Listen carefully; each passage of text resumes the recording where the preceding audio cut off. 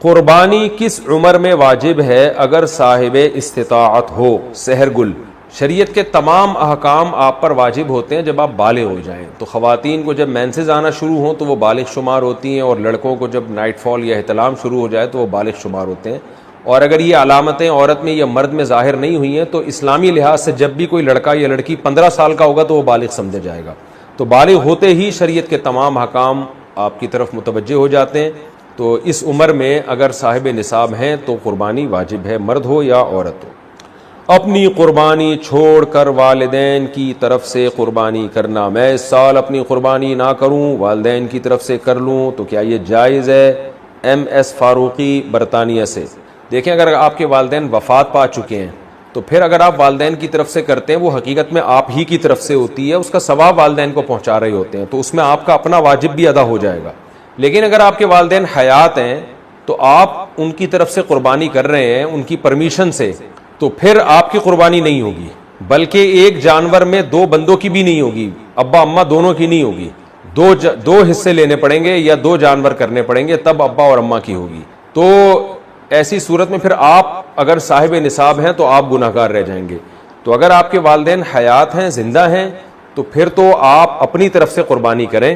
اور والدین صاحب نصاب ہیں تو ان کی طرف سے الگ کر لیں، صاحب نصاب نہیں ہے تو ضرورت نہیں ہے کرنے کی. اور اگر والدین دنیا سے جا چکے ہیں تو ان کی طرف سے قربانی وہ اصل میں آپ ہی کی اپنا ہی قربانی کہلاتی ہے، کیونکہ مردہ جو ہے وہ تو شرعی احکام کا، عبادت کا مکلف نہیں ہے، جو میت ہے. تو آپ ہی کی قربانی ہوگی، آپ کا واجب بھی ادا ہو جائے گا اور ثواب بھی ان کو انشاءاللہ والدین کو مل جائے گا. ایصال ثواب کے لیے قربانی: ابا اماں کی طرف سے قربانی، جو مرحوم ہے، دادا نانی کی طرف سے قربانی، یہ بالکل جائز ہے، اس میں کوئی حرج نہیں ہے. بعض صحابہ سے بھی ثابت ہے اور رسول اللہ صلی اللہ علیہ وسلم سے بھی ثابت ہے کہ آپ نے 2 مینڈے ذبح کی، ایک اپنے لیے اور ایک اپنی امت کے لیے. تو پتہ چلا کہ یہ قربانی اپنے لیے بھی ہو سکتی ہے اور اپنے علاوہ کسی اور کے لیے بھی ہو سکتی ہے. وہ کسی اور کوئی بھی ہو سکتا ہے، نبی صلی اللہ علیہ وسلم بھی ہو سکتے ہیں، آپ کے والدین بھی ہو سکتے ہیں، تو کوئی بھی ہو سکتا ہے. لیکن جب آپ کسی اور کے لیے قربانی کر رہے ہیں تو یا تو وہ دنیا سے جا چکا ہوگا یا وہ زندہ ہوگا. اگر دنیا سے جا چکا ہے تو وہ قربانی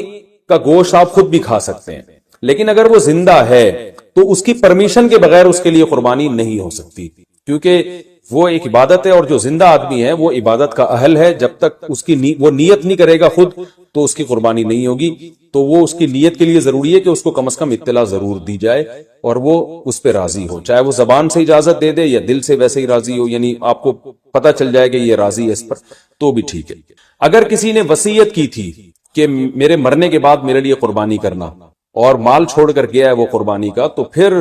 اس کی قربانی میں سے بھی گوشت کھانا جائز نہیں ہے، وہ قربانی بھی آپ کو وہ سارا گوشت صدقہ کرنا پڑے گا. اچھا بھائی، ایک مسئلہ یہ بھی ہے کہ قربانی کسی نے نہیں کی اور بعد میں خیال آیا کاش میں قربانی کر لیتا، تو یاد رکھیں بقرعید کے 3 دن جب گزر جائیں گے تو اس کے بعد قربانی اب جائز، یعنی اب قربانی جائز نہیں ہوگی، کیونکہ وہ 3 دن گزر گئے، قربانی کا ٹائم ختم ہو گیا. اب آپ نے اگر جانور ذبح کیا تو اس کا سارا گوشت آپ صدقہ کر دیں، اور بہتر یہی ہے کہ جانور کی قیمت صدقہ کریں آپ، کیونکہ اب قربانی کا ٹائم چلا گیا. تو اس لیے بقرعید کے 3 دنوں، پھر وہ اگلے سال بقرعید میں بھی نہیں ہو سکتی قضا اس کی، تو بس بقرعید کے 3 دن کے اندر اندر تو جانور ذبح کرنا ہے. اگر آپ نے ذبح نہیں کیا اور آپ پر قربانی واجب تھی، آپ سے غلطی ہوئی ہے، تو اب 3 دنوں کے بعد آپ نے کیا کرنا ہے، اس جانور کا یعنی اس جانور کی قیمت آپ صدقہ کر دیں. اب جو ہے وہ قربانی کا ٹائم چلا گیا. اور یہ بھی یاد رکھیں،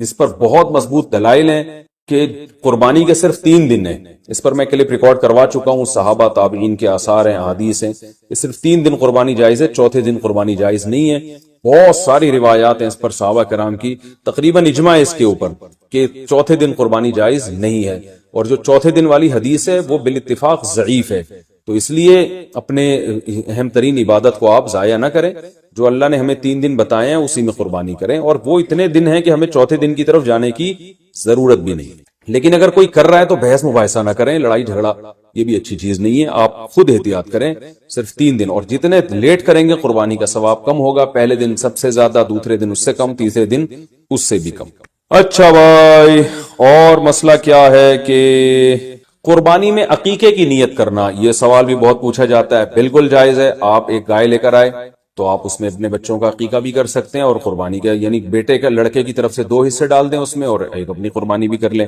یہ بھی بالکل جائز ہے. اچھا بھائی، اور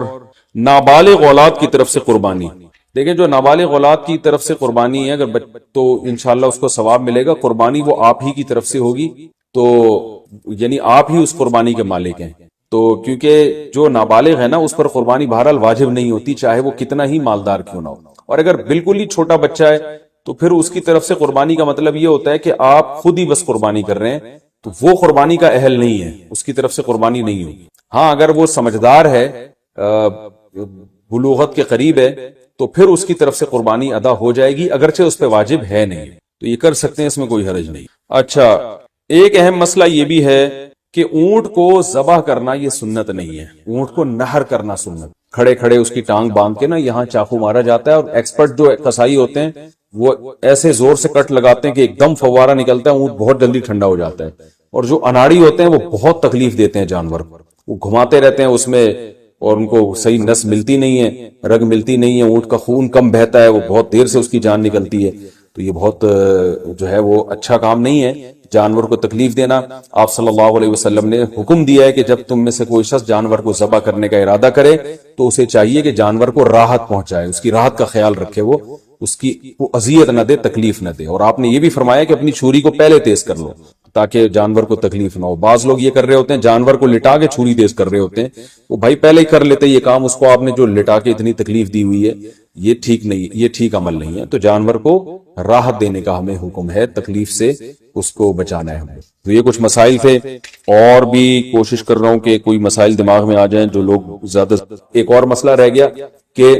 قصائی کو گوشت کی اجرت کے طور پہ دینا جائز نہیں ہے، قصائی کو الگ سے اجرت دیں، گوشت ویسے ہی جب بیٹھا ہو تو کھانا وانا گوشت پکا کے کھلا سکتے ہیں، سب کھا رہے ہوتے ہیں تو وہ بھی کھا سکتا ہے، لیکن گوشت جو الگ سے قصائی لوگ سائیڈوں پہ نکال لیتے ہیں، پٹ کا گوشت الگ کر دیا، چانپیں ادھر کر دی، بہت ہاتھ گھوم رہے ہوتے ہیں بعض قصائیوں کے، تو ان کو منع کریں اس عمل سے، اور خاص طور پہ جو مشترک جانور ہے حصوں والا، اس میں تو یہ عمل اور بھی برا ہے۔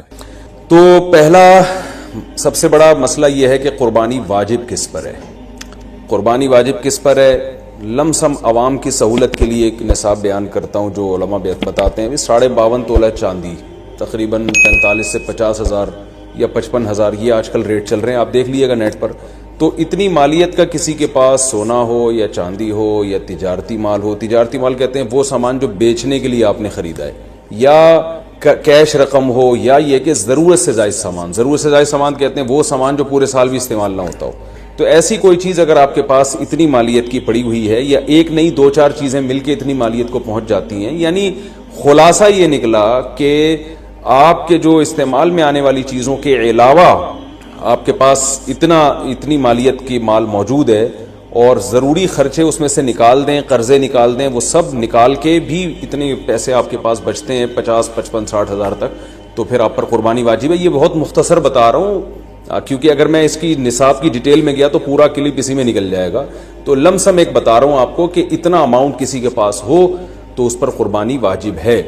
پھر بھی سمجھ میں نہ آئے تو اس بارے میں میرے دوسرے کلپ یوٹیوب پہ آپ کو مل جائیں گے، یا دوسرے علماء سے آپ تفصیل پوچھ لیں، وہ انشاءاللہ آپ کو ڈیٹیل بتا دیں گے، کیونکہ نصاب میں اگر میں زیادہ ڈیٹیل میں گیا تو بہت ہی لمبی بات ہو جائے گی پھر۔